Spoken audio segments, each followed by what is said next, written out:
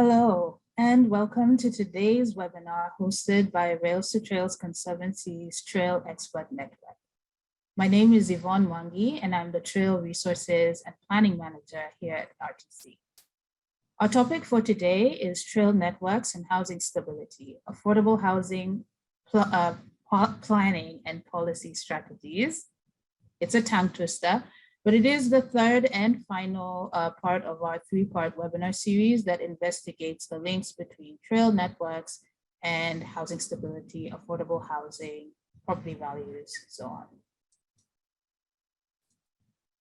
So this webinar is a service of our Trail Expert Network, which is a learning information exchange platform that's provided for trail advocates and trail professionals by RTC.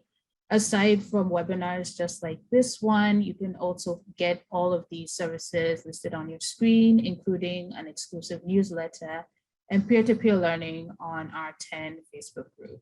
So now I'm going to hand off to Ryan Chao.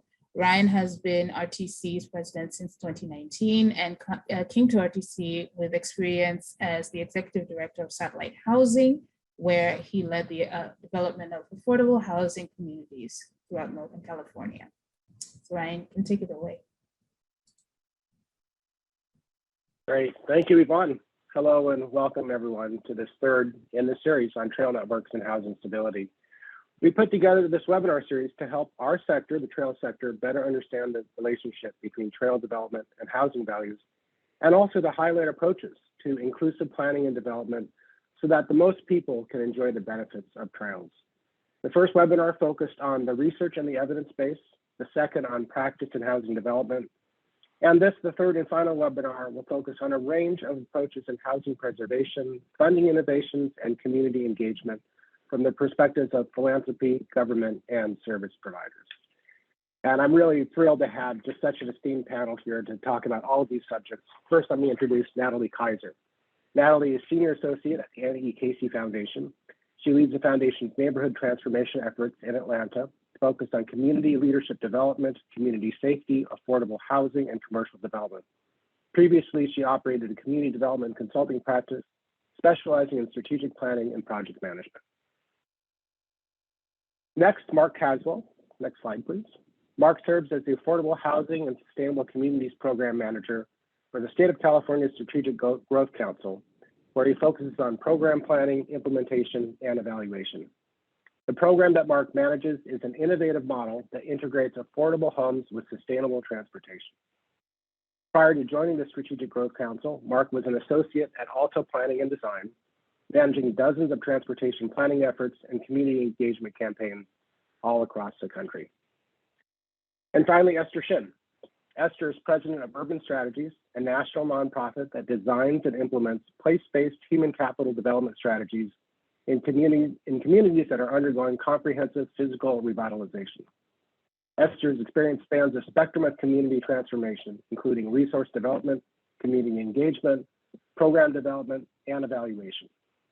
Esther has led or supported securing 15 Choice Neighborhood Implementation Grants from the U.S. Department of Housing and Urban Development, serving over 500,000 children and adults in 38 communities. So great to have all of you here. And Natalie, thank you for getting us started. Thank you. Good afternoon, everyone. It's nice to be with you. So I work for the Annie E. Casey Foundation. The Annie E. Casey Foundation is a national foundation based in Baltimore that works to build brighter futures for children, families, and communities. Next slide, please. Much of our work is focused on systems and policy change at the state and the federal levels. Next slide. However, my work is in Atlanta, where we have a very specific place-based effort that we call a civic site, along with a second civic site in Baltimore. And in these two locations, Casey has a long-term commitment to place-based improvements. In Atlanta, we do our work to benefit children and families with a racial equity lens, where we focus on three primary areas: supporting educational achievement, creating economic opportunities, and developing quality, affordable housing with strong neighborhood networks. The map you see on the right side of your slide here reflects our focus area. Since 2001, we've had a particular focus on these 6 neighborhoods that you see on the slide that are in the southwest corner of the city of Atlanta. These are predominantly Black neighborhoods where infrastructure projects such as stadiums and interstates have historically been used to segregate and diminish rather than benefit communities. Atlanta now has a new major infrastructure project known as the Atlanta Beltline, which runs along the southern border of our focus area. You can see it there on the map, just on the southern border. Next slide, please. The Atlanta Beltline loops around the city of Atlanta, and it includes 33 miles of trails and 22 miles that are planned for future transit, multiple new parks, significant public art. It's a project that's been truly transformational for the city of Atlanta in the way it has tied together neighborhoods, increased public connections, catalyzed economic activity. The project began in 2006 and it's still under development. And the trail adjacent to our focus area is partially complete. Next slide, please. So since its inception, the Atlanta Beltline recognized that redeveloping the trail corridor could catalyze economic activity that would result in displacement of existing residents.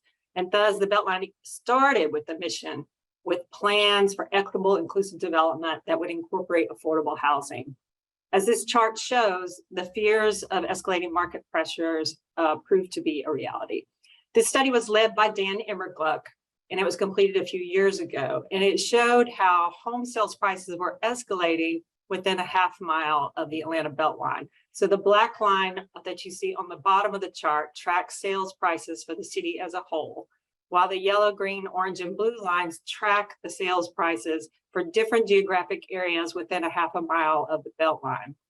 Our focus neighborhoods on the south side are included in that orange line on the top, where housing costs increased by 68% within the 4 years of the study.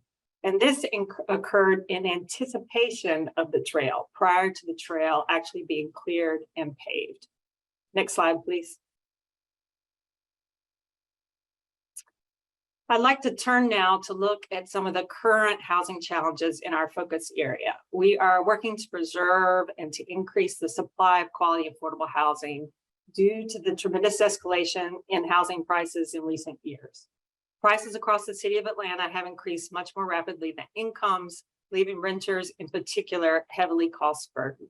In our focus neighborhood, 77% of the households rent. And for reference, within the city of Atlanta, it's about 56%. So we're much greater percentage of renters. And then 54% of those renters are cost burdened. And this is higher than the rate for the city of Atlanta as a whole, which is about 50%. Next slide, please. So at the Casey Foundation in our work in Atlanta, we try to support residents in managing this change of increasing housing prices, increasing property taxes through a range of methods. We directly acquired and redeveloped 53 foreclosed vacant properties as affordable housing, working with multiple partners. We support our local community land trust to increase the supply of permanently affordable homes. We work with a nonprofit called the Atlanta Volunteer Lawyers Foundation to protect tenants' rights by placing attorneys and case managers in the local elementary schools to work with people who have unstable housing situations. We work with a nonprofit called the Housing Justice League to organize tenants associations so that tenants themselves can advocate on their own behalf. And then our partner House Proud provides existing homeowners with home repairs, and another partner provides educational workshops to homeowners on how to protect their asset and avoid predatory schemes that take advantage and to also take advantage of homestead exemptions on their property taxes. We work to preserve existing affordable multifamily rental housing, both subsidized and naturally occurring affordable housing. And this is work that we do closely with enterprise community partners, as well as affordable housing developers. Next slide, please. Now I'm going to turn to some of our broader systems and policy work that has been informed by this neighborhood level work. We partner with a number of state and local policy partners to improve the policy conditions for affordable housing. Our partners are preparing for a sustained push for a state housing trust fund. They have worked to improve the tax status of community land trust properties. And each year, our work continues to try to improve legislation at the state level for healthy housing and tenants' rights. And we also engage extensively with a coalition called House ATL on systems change. Next slide. So I'll say more in the next slide about House ATL. House ATL is a collaborative citywide champion. It's focused on raising private funds, tracking progress on affordable housing development commitments by the city and other entities, and advocating for policies to address the shortage of affordable homes. It is a volunteer coalition that came together from the private, nonprofit, and public sectors to address Atlanta's severe challenges. Next slide. So this slide illustrates why House ATL came into being and why the NEEKC Foundation participates.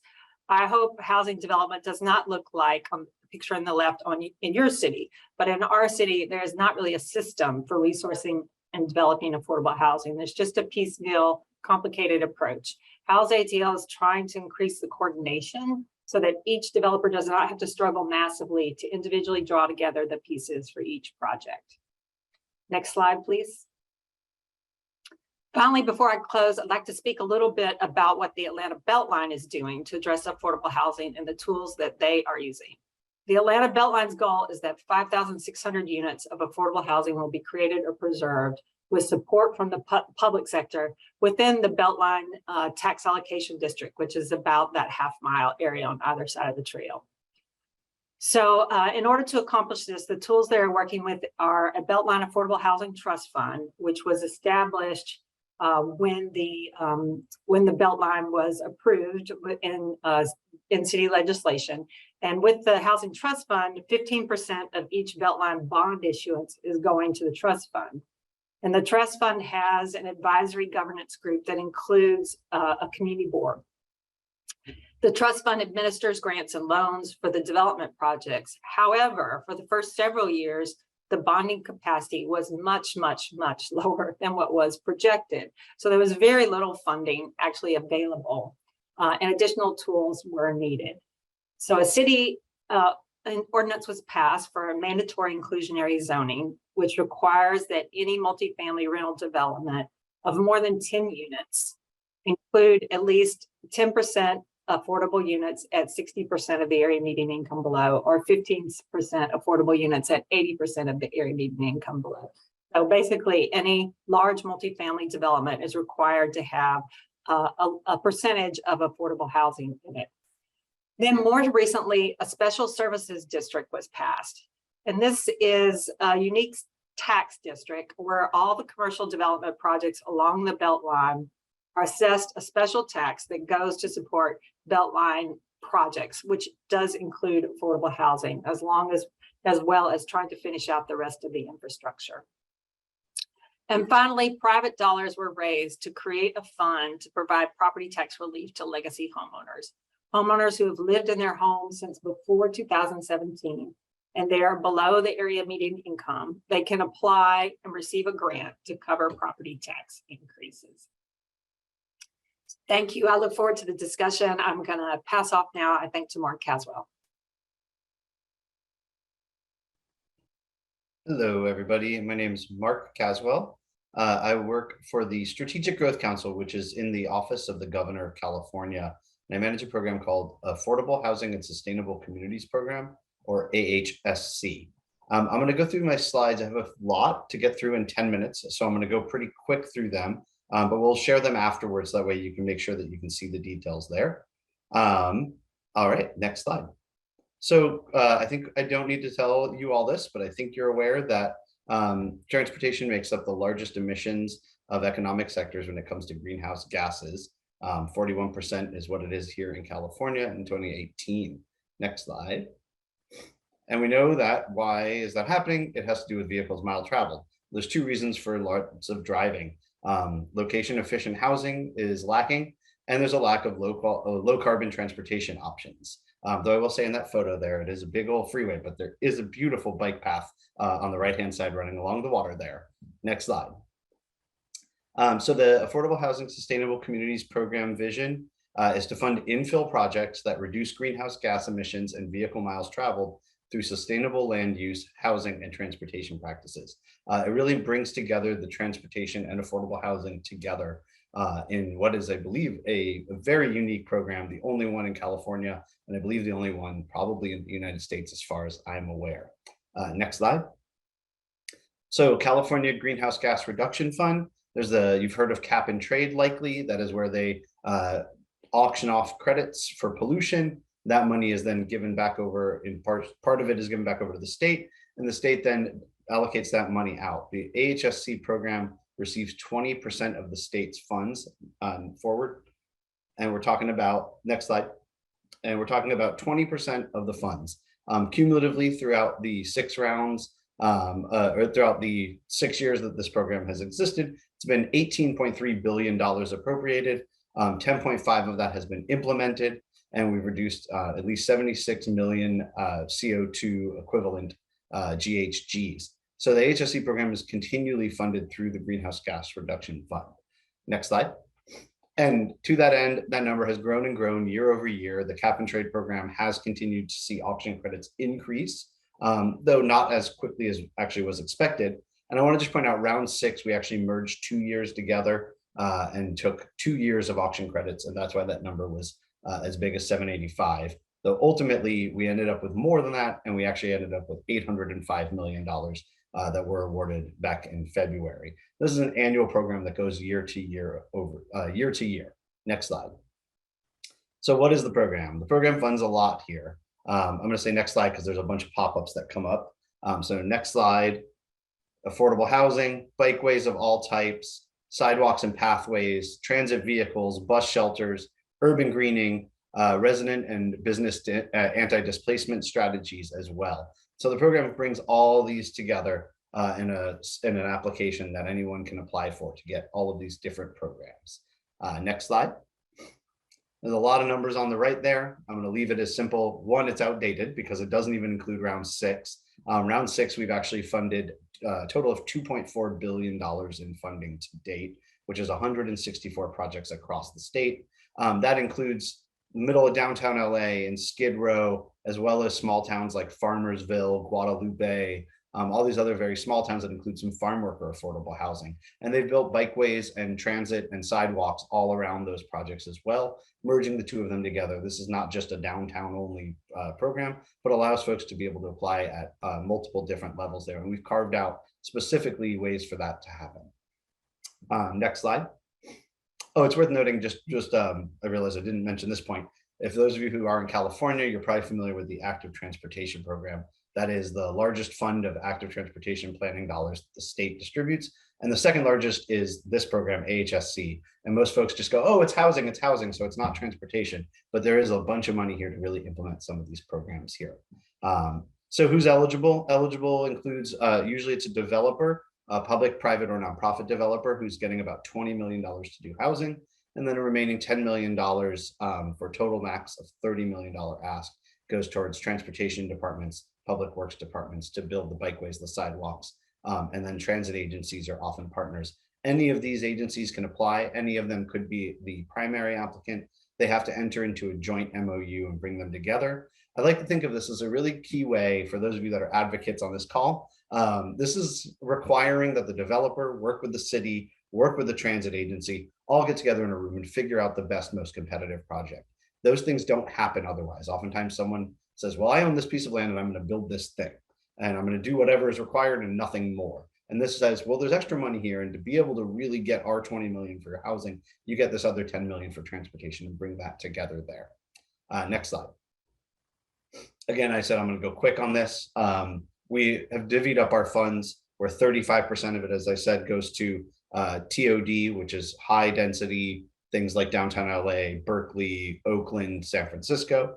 ICP is kind of more suburban. That's kind of cities like San Diego, other places that are a little less density, and there's different density requirements of what's required for affordable housing. And then because we know that it's generally a difficult opportunity for the rural projects to compete at the same level of greenhouse gas reduction, density, and all these things, there's a 10% reservation for rural. That leaves about 20%. With that 20%, we're able to make sure that we're achieving all the other goals. We have to fund projects in low-income communities. We have to put at least 50% to housing. We want to do at least one project that involves a tribal entity, which is sometimes pretty difficult to find those, but we're working on building the pipeline for that. And once all those are achieved, we go back to the high school. Next slide. So again, some quick requirements on this. And again, I'm going to go really quick because I know I only have a few minutes left. The housing has to be at least 50% AMI. It must be infill, which means 3 of the 4 sides has to be already developed around the project. It must be within a half-mile of a transit line, and it must include secure bike parking, 1 secure bike and park spot for every 2 units. I know that's something that some folks are really pushing. That is not something at the local level. So this is to mandate that. We also don't fund car parking. We do fund EV charging, but we do not fund any car parking, and you can't use the money for that. Projects need to be shovel ready. The developer needs to already have 90% of their funding ready to go, their site control and environmental clearance, and are ready to build within 5 years. And that's my favorite part of this program. As someone who's written a lot of bike plans and pedestrian plans and all these other plans, we often write these plans and they go and they sit on a shelf and nothing gets implemented. So this is saying, you want this money, great, but you got to build it within 5 years. And you can't come back on it and go, oh, well, some folks didn't want the bike lane or some folks didn't want the trail. You know, you got to build it all, and it's got to be done within 5 years. And the only way to get the money for the housing and the transportation is to have done all of it. And I really like that it's a little less planning, a little more doing. Next slide. So $30 million ask, as I mentioned, is the top point. We have a 100-point scale. 30 points of those are for greenhouse gas reductions. There's a narrative section, and then there's quantitative policy scoring. The program was created where the quantitative policy scoring is really designed to nudge folks to do something beyond what they might not do. This is to make the building all electric, so there are no burning fossil fuels. This is to make sure there's solar panels on the roof there, to make sure that there's more greening and community gardens and things like that. And they get extra points for doing some of these other things. The longer the bike lane, the more points they get, the more sidewalks they improve, they get. The trails and things like that are really important to nudge them in a way that is expensive and might otherwise not be completed in the project. So it's really our chance to push boundaries and innovate. Next slide. So quantitative policy scoring, quickly, 10 points go to active transportation, 10 to green building, housing and transportation collaboration, which is kind of where they, how they interact with each other. Location efficiency is where the project actually is. You measure key destinations around the project site, and does the bike lane get someone from the affordable housing to the next location? Funds leveraged, local workforce and development, housing affordability programs, and ultimately you get all these points rolled up to that 55 point there. Next slide.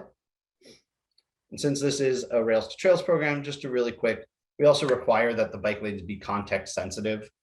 Context sensitive is based on both the ADT as well as the ADT speed, and then what level of separation is required there. So a class 1 trail always is considered acceptable regardless of the speed and traffic amount. And then that kind of changes there, but we're making sure that we're not just putting sharrows down on some 45-mile-an-hour roadway and calling it done. So we're really pushing that forward. We're making sure the bike lanes are connected to the bike lane network. We're also requiring that they repair up to 2,000 feet of sidewalk that's connected to make sure that it is ADA accessible for folks with mobility issues or who are in wheelchairs. Next slides, I'm going to go real quick and just show you what's there so you can know. US EPA walkability standard. We say, where's the project? You get points through that. As I mentioned, you get points for key destinations. We've got those listed there. These are all going to get updated next year. We're working on tweaking them in some big ways. Next slide. Since this is anti-displacement, I just want to acknowledge that we work on finding ways to have programs that are engaging folks for first right of return, including moving expenses, multilingual tenant counseling, small business offices, and prioritization of minority and women-owned businesses for contracting. And we have requirements that you do these things to get extra points there and really bring that forward. Next slide. Local workforce, also extremely important. We really want to make sure that folks are providing good quality jobs and good aspects that are getting folks awarded there. And then programs, the last slide right there. That is the program that includes active transportation programs like bike and walk, safety trainings, transit ridership. Everyone who lives in the building is required to be given an annual transit pass for the 3 years that the program is live. And then from there, they are able to really do other things, car sharing programs, funding that, and other workforce. So that's a lot. And I'm going to turn it over now to Esther Shin, and she'll talk about her work. Thank you, Mark, and much appreciation to Rails-to-Trails for this opportunity to speak with you all today. So I'm Esther Shin, I'm president of Urban Strategies, and we are a national nonprofit that's been around for almost 45 years, serving children and families from Pittsburgh all the way to Sacramento and many, many places in between. Next slide. So we use housing, we leverage housing to identify social and economic investments in communities that have been economically stressed. And our mission is to ensure that all children and families are stable and thriving. And for us, thriving means that families have the ability to select where they want to live, and it is not challenged by financial capacity. Next slide.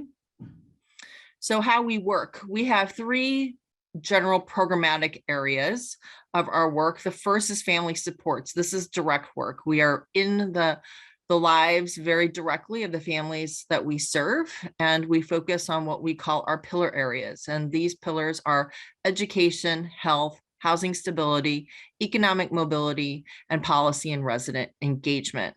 And this staff, which represents about 70% of my staff, are what I like to say is what keeps us honest and gives us a real understanding of the conditions that our families are currently facing inside their homes. Next slide, please. The second programmatic area is policy and influence. This is systems change work. The reality of it is that there have been a number of housing policies as well as other policies that have prevented our families from being successful. And so working at a local, state, and national level to make certain that the policies that are being implemented are being implemented in an equitable way, and that the policies that haven't historically, that we are able to rethink through those and imagine something different for our families. And so we do this work nationally in partnership with a set of national strategic partners, as well as the public sector. Next slide, please. And I'm going through these first set of slides pretty quickly to get to the last set, which I think it really taps into today's topic. The third slide is our third programmatic area is our community development financial institution. So we are a CDFI. We've been a CDFI now for about 2 years, and we received our certification to address what our concern around the racial wealth gap. The reality of it is that advocating for income increases to minimum wage and increasing and making certain that wages are equitable is extremely important. And the reality of it is that alone is not going to decrease the wealth gap. It's really about getting economic power into the hands of families that live in these communities that have been economically stressed. So the CDFI really focusing on reducing the racialized wealth gap within our communities that we're serving by 20% over the next 10 years. Next slide, please. So the framework that we use to do our work, it's actually a framework that was developed by the Annie Casey Foundation, and that's results count.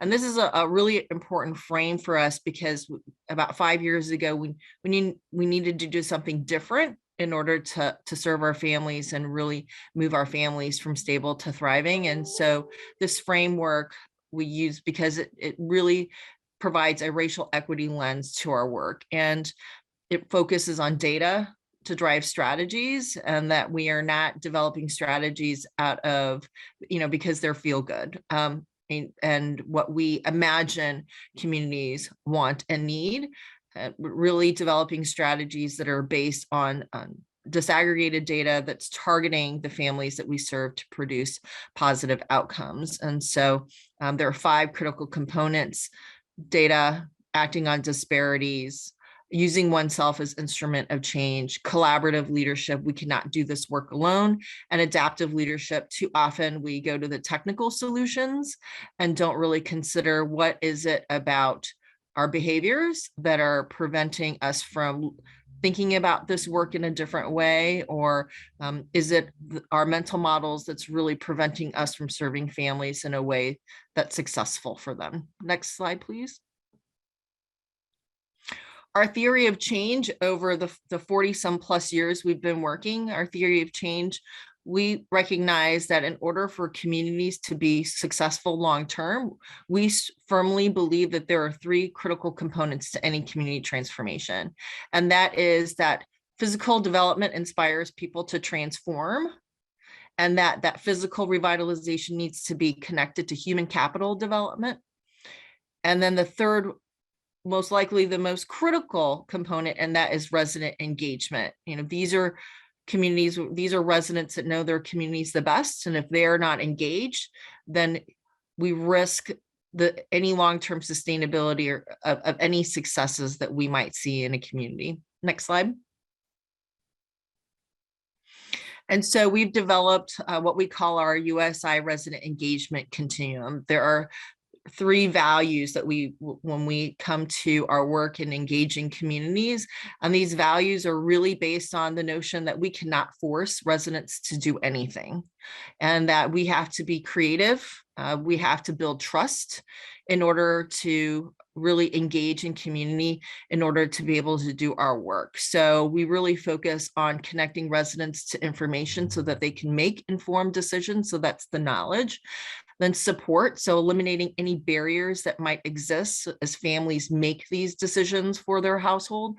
And then self-determination, that residents are able to participate in community, in programming, in their community at their own pace and on their terms. Next slide. So one project I wanted to highlight that we have been working on is in St. Louis, Missouri, which is a recipient of the Choice Neighborhoods grant out of the U.S. Department of Housing and Urban Development. And so this really highlights our community engagement work. And so through a 18-month long process where we held over 150 community meetings with over 1,500 different stakeholders, one of the community developed 4 community priorities. One that I wanted to highlight today was what they named as our ability to endure. And that's, or what we might very quickly call sustainability.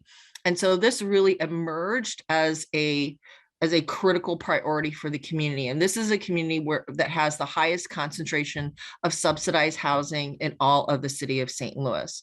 So average incomes in this community as we started this planning process was less than $13,000 a year. And this is a community that very much clearly recognized the connection between green spaces and families' ability to endure and what they consider to be healthy living. And so as a result of this process, we were able to partner with a very large scale regional initiative, which is Great Rivers Greenway, which has been working for decades on connecting communities through green spaces.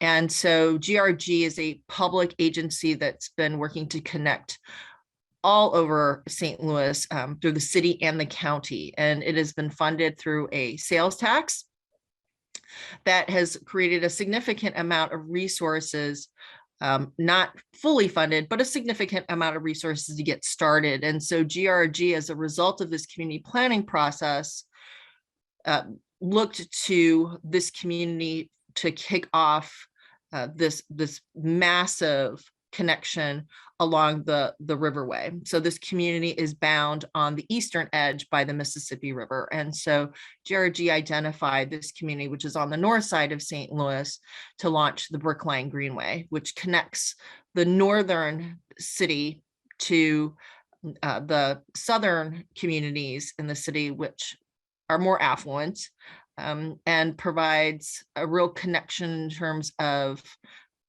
not just walking pathways and bike pathways, but also for the community, a real ability to get to work, even because the community has been cut through by a major warehouse district, making it unsafe for children and a lot of adults to be able to walk to downtown St. Louis. So this is creating pathways for the north side to be able to connect to downtown.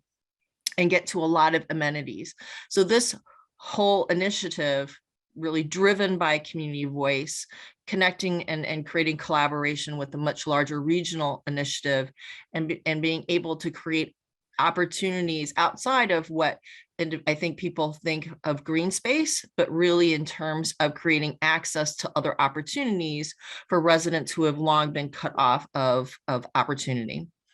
Next slide. And so I want to address the dirty G word, and that's gentrification. And, you know, oftentimes gentrification, you know, has this, there's this persona, right, that comes with gentrification. There's a feeling you get when you say the word.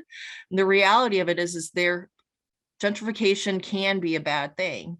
The reality of it is gentrification also occurs when you make a community safer, when you build a brand new high quality school. These are all things that the communities where I work, and where families are predominantly living in deeply subsidized housing, all of the families I work with want safer neighborhoods. They want schools, high quality schools for their children to attend. The reality of it is that if that revitalization takes place at a pace that our families can't keep up with, that's when gentrification takes place. So it's really important for something like responsible revitalization or responsible development. And an example of how that could potentially happen is one of the greatest resources that has funded affordable housing in this country is the low-income housing tax credit. And right now, a lot of states require that developers that receive tax credits have some kind of supportive service component that's attached to those tax credits. It's right now, based on the way that the formula is calculated, the resources that are attached for supportive services is very, very low.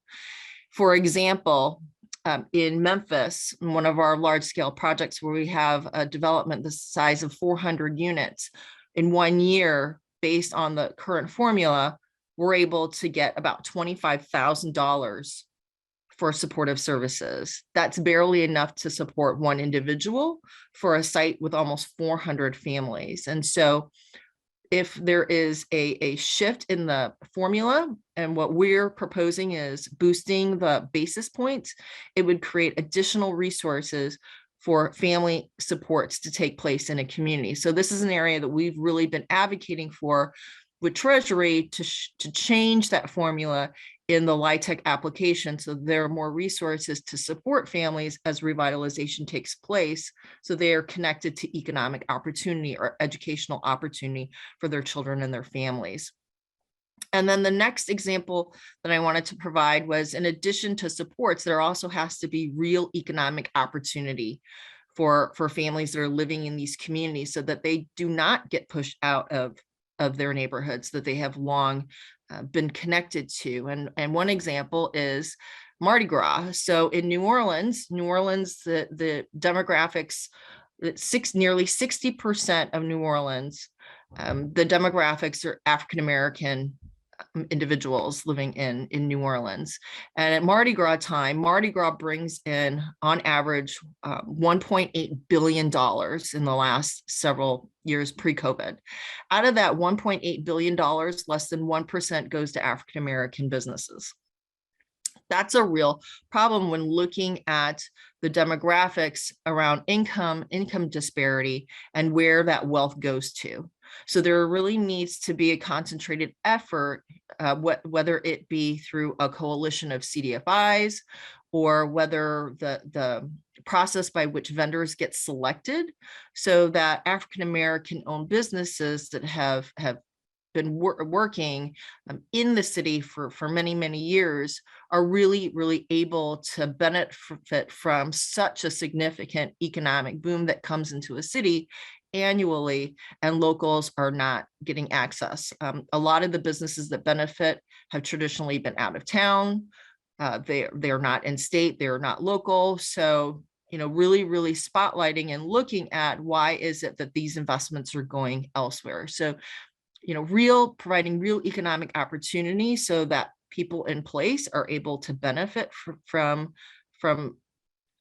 revitalization efforts, as well as other large-scale economic efforts, and then responsible development by providing family supports in communities. These are a few ways that we have seen where communities are able to combat the negative aspects of gentrification, so that long-term committed families that have historically been in these communities are able to stay and that they are able to thrive. And I think that's it. So thank you. And I'll hand it back over. Thanks so much, Esther. So that was a lot. I think this whole webinar series has been a lot. And the idea here is, in many ways, kind of as Mark said, to bring these worlds of trails and housing together and start more partnerships and dialogues. And Esther, thanks for closing us, and I think just the right way, which is, we all know that trails bring immense benefits to people and communities. There can be relationships with housing costs, but that doesn't mean every community doesn't deserve all of these benefits. It's about being planful, mindful, and engaging. So this last slide here, I want to again invite you that if you know trail networks that we want to share, to lift up, please email Torsia. And secondly, you can learn about all of these on our page on our website, both the webinars, other resources we're sharing. And at the end, I'll talk a little bit about wanting to get more feedback about how else we can support you in the work that you do. But let's open it up to Q&A. Natalie, Mark, Esther, thanks again so much. So please do put questions in the Q&A box there. I'm looking at them. We'll be reading them. But Natalie, I know that you have to depart a little early, so let's start on your side. And one thing you mentioned was naturally occurring affordable housing. And although much of our focus has been on housing development, even in that second webinar, Nick Mitchell-Bennett in that talked about NOAA. So can you provide a little bit about just what that is? And then secondly, we know in Atlanta that there's both a shortage of affordable housing and then a risk of losing current affordable housing. It'd be great to hear, how do you preserve what you already have and how that can be relevant alongside trails? Yes, naturally occurring affordable housing is critical in these areas where we anticipate that costs are going to escalate. There is the real opportunity to get in ahead of that escalation and do what we can to preserve housing that already is affordable. It's a good strategy for the public sector that is less expensive in the long run to preserve what you have rather than to have to develop what is new. So many, in terms of naturally occurring affordable housing, often these are owned by, like mom and pop sort of situations, not large corporate entities. And there are opportunities to help them understand how to access subsidies to improve the quality of what they have and to retain it as affordable long term, or in some cases sell to an affordable housing developer who might be interested in doing that. So it requires sort of a mapping and analysis of where the naturally occurring affordable housing is and what it is, who owns it, and how to provide technical assistance and potentially do some matching in that situation of where the resources are. It's a similar strategy for the other question, I think, referred to subsidized affordable housing. We in the neighborhoods we work in have mapped where all the existing subsidized multifamily affordable housing is and when those subsidies might expire, because typically there is an expiration point. And at that time of expiration, there's the possibility that those properties may transition to become market rate, which can have an enormous impact on a community. So trying to get ahead of that, know those expiration dates, and have tools, resources, technical assistance available to try to preserve those as long-term affordable is critical. We've piloted some of that in the neighborhoods where we work, and now the city of Atlanta has been mapping citywide where those subsidized multifamily properties are, and we'll be making that more public. Great, thanks, Natalie. And there was a question or a comment from a Trails advocate from DCA. I believe that's Georgia Department of Community Affairs, saying thanks to Casey, and just want to make sure it's known there are subsidies that they provide for low-income housing development. Absolutely. Low-income housing tax credits, as Esther mentioned, are the the largest tool for this purpose nationally, and in Georgia are administered by the Georgia Department of Community Affairs, along with other sources like home funds and other public sector tools. So it's really important that all of us that care about this issue, are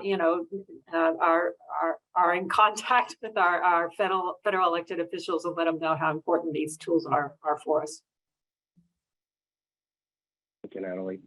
So a question, I believe this is someone who joined a little late. So I know the first part of the answer to the first part, but I think it's an important question for Mark. And that was for Mark's program, where can these grants be used for? Are they throughout the US? This is specifically a California program. And to my knowledge, same as Mark, I think yours, it's the only in the country that is truly kind of fusing active transportation and housing.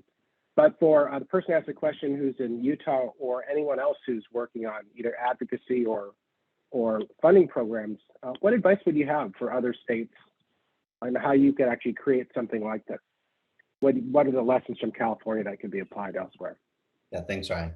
Yeah, so my goal of being here today, as we discussed with the team, is primarily to talk about what could be possible in the big scale. The Greenhouse Gas Reduction Fund was passed by the state legislature.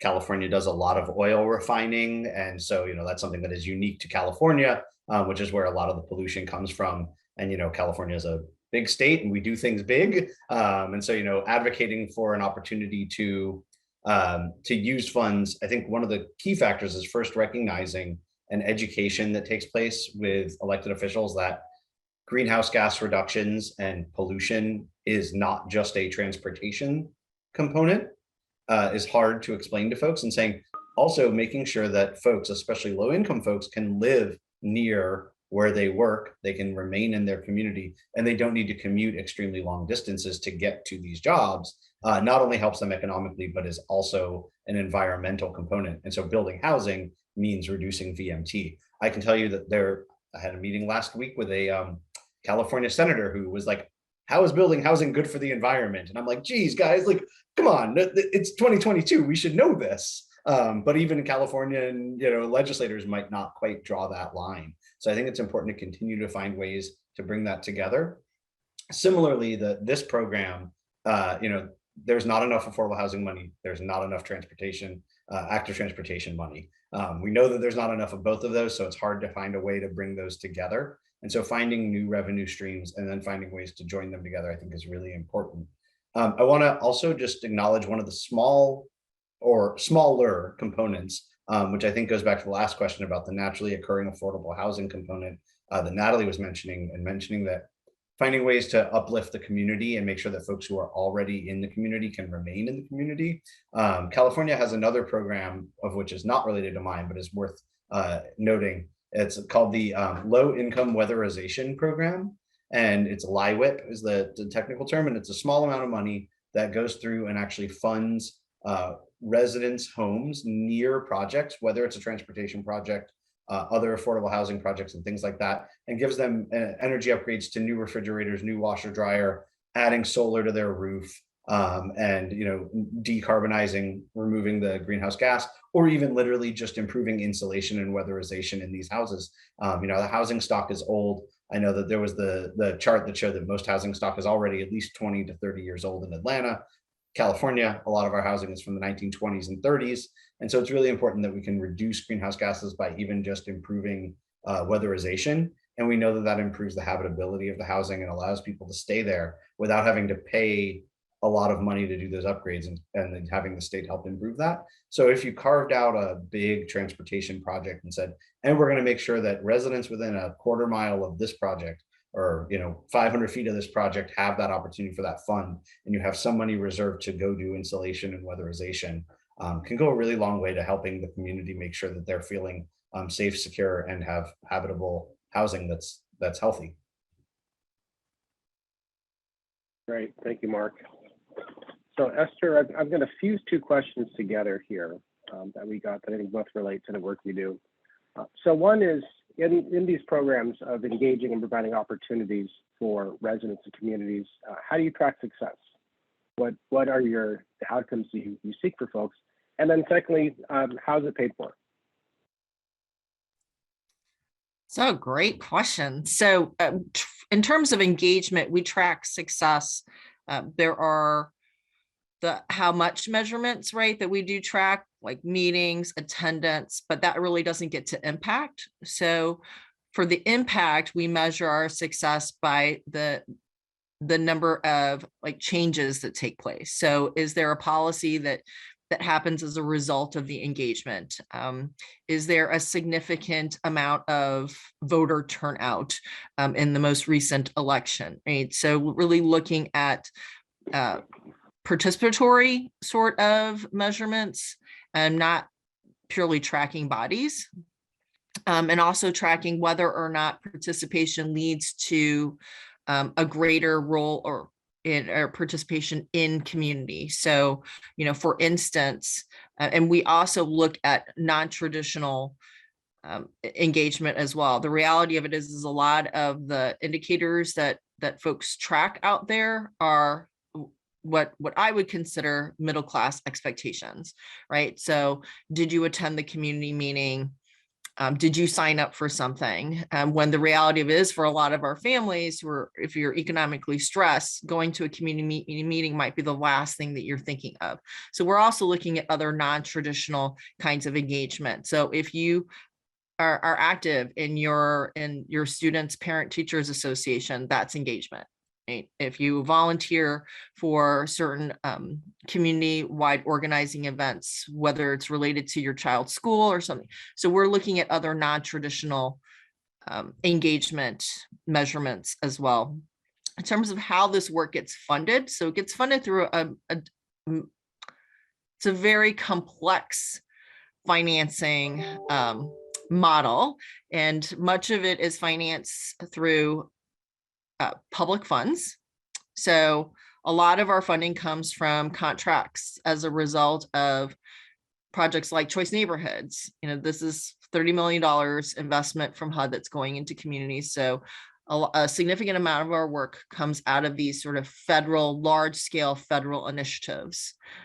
A lot of the programming is also grant funded. So philanthropy is a significant partner of ours, whether it be local or national. So for example, during COVID, probably our single most largest funding partner was United Way, locally in all of the communities where we're working. And then the developer, right? So through something like low-income housing tax credits, there is an expectation from the state that some of those development resources are going to go to supporting families. So we do rely on those expectations from the developer and those resources that are going to fund the hard side of community revitalization as well. Thanks, Esther. Funding the development of affordable housing is complex, but in many ways, it's the services that often are not as resourced as well. So just admire the ingenuity that you apply. So Mark, appreciate the transparency with the point scoring review there. And I think for many folks on the call here who work in public funding, it's all about scoring points and competitive processes. And I just love the way that you've kind of used it to incentivize innovation in different ways. So there's a question here that I kind of want to build off of a bit, which is beyond just what characteristics of a proposal are competitive, what about the partnerships? What do you look for in terms of public-private partnerships, whether it's to be competitive for the actual funding, or you've just seen in the end develop the best communities and projects? Yeah, so before I took the job managing the program, I actually used to write the grants for other cities. And so I've been on the other side of this, of bringing folks together.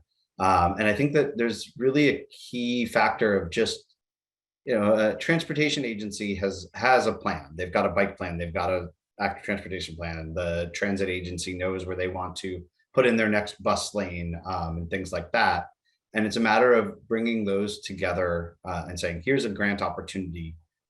Here's money. Money usually brings people together and saying, we got a big chunk of money. Let's find a way to make this work. And then I think the biggest challenge is the short-term turnaround of from the day of saying this is the housing site to the day of we're building the bikeway or the trail near there, and or we're doing the improvement of whatever that may be. And I think it's especially difficult for trails because those are oftentimes you've got to have possession of the land at that point to be able to do it.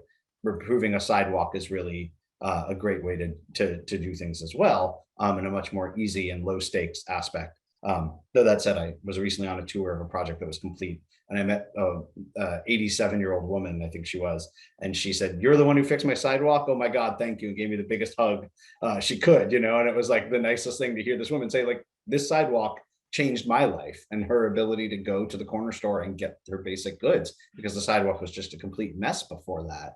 And I think it's important that we acknowledge that sometimes even the small things can really be transformative in these under-resourced and intentionally divested communities that we're talking about here.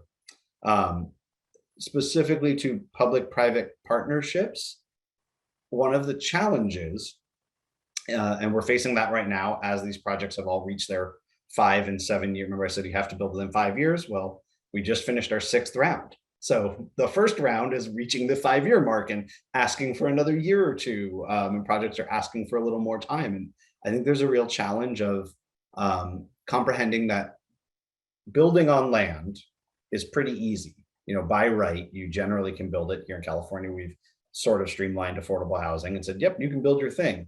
But getting the public transportation projects underway are sometimes stalled out, to the concept of community engagement and all of these other aspects of making sure that folks feel good about it. And so what's happening is some of the housing is being done, and then the transportation project is getting maybe we'll rethink it, maybe we won't do it. Council members change office and suddenly say no. And how do you address that topic? So the public-private partnership can be challenging. We have required that they have a joint MOU and a joint liability agreement. In a world, this has not happened, but if someone builds the housing and the city of Public Works doesn't build the bikeway, we're not paying the $20 million for the housing because they didn't build the bikeway, and that will require a lawsuit. That will require that the housing developer is going to have to sue the city to make sure that they're finding a way to get that money, and that's kind of an intentional decision of lashing hands together and moving forward. No one has sued anyone yet. But having it on the table, I think, actually improves the desire to get things done. So I think that's really one of the biggest challenges with the public-private partnership. And us saying, you signed an MOU, you signed a joint liability agreement, you said you do it. Great. Thank you, Mark. We are at time. If we had more, I would have asked Esther just who does she look for in partners as well. But thank you both so much. And I think that's an appropriate way to end this discussion, because much of what we're encouraging is these cross-sector partnerships and ways to engage and think more comprehensively about trails, and for housing to think more about what else comes with it. It's interesting, Natalie mentioned that the property values where she's seeing in Atlanta have gone up as much as 60% in anticipation of trail development. We heard from Greg Lindsay at the start of the series that in some cases the correlation is minimal. So in many ways, that's been the idea of providing this kind of fire hose of different environments, different strategies. What we'd love to hear from all of you is how else can we be helpful? You will get an email with a survey on what you thought of this series. We'd love to hear that. But also, what other tools would be useful in kind of further bringing these worlds together, providing you in your work the resources to be as inclusive and equitable in trail development as possible. Mark, Esther, Natalie, thank you so much. Thanks to everyone who joined us. We really appreciate all of your involvement. Most importantly, thanks for the great work that you do. Take care. Be well.